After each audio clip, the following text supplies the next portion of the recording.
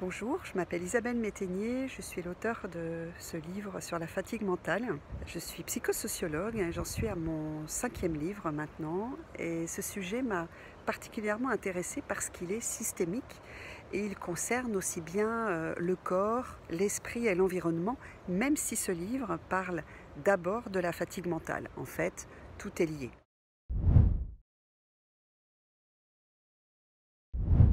Déjà, il y a comme une sorte d'épidémie, on va dire, de fatigue mentale. Aujourd'hui, tout le monde est épuisé, fatigué. J'ai voulu déjà faire une liste non exhaustive de toutes ces sources de fatigue qui nous assaillent au quotidien. Bien sûr, les appareils hyper connectés, notre attention qui est tout le temps mobilisée. Et nous sommes très souvent en pilotage automatique et notre cerveau est happé par toutes ces tâches auxquelles nous avons à penser et nous ne sommes plus présents à nous-mêmes.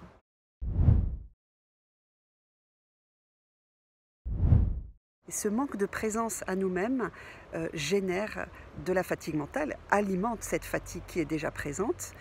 Et ça, c'est une chose essentielle, notre cerveau n'est jamais au repos. Et d'ailleurs, je fais le lien avec ce qui se passe aussi au niveau de notre Terre, puisque nous sommes issus de la Terre.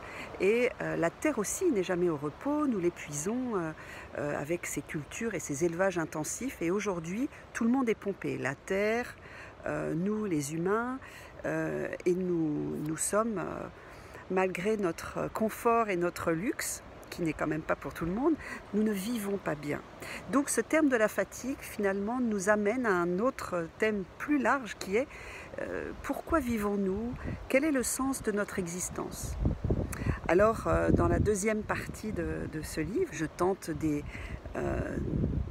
pistes de travail et notamment une première piste de réflexion autour des recherches récentes qui ont été faites sur les neurosciences, les intestins qui sont un deuxième cerveau, donc il y a des neurones dans nos intestins qui sont connectés à notre cerveau et donc finalement quand notre mental est affecté, notre corps l'est aussi et donc tout est connecté.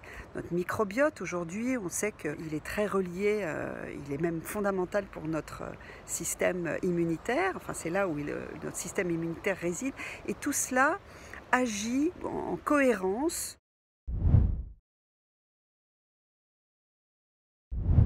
Nous pouvons agir à la fois sur notre mental et en même temps sur notre corps par des thérapeutiques complémentaires, la méditation de pleine conscience, la guérison de nos traumatismes, le yoga, la respiration, l'hypnose. Tout cela, nous pouvons agir en ayant ces pratiques. Finalement, est-ce qu'on ne devrait pas changer notre façon de vivre et réinventer une nouvelle vie et notamment arrêter de lutter en permanence et mettre plus de douceur dans nos vies, de la douceur dans nos relations, de la douceur dans l'éducation, de la douceur sur la terre, respirer, s'asseoir et ralentir.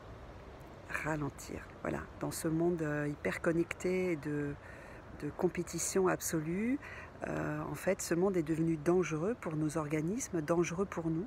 Il nous assèche et prendre du temps, être proche de notre véritable nature est devenu vital. Et donc se rendre disponible pour l'essentiel, c'est, je crois, mon message.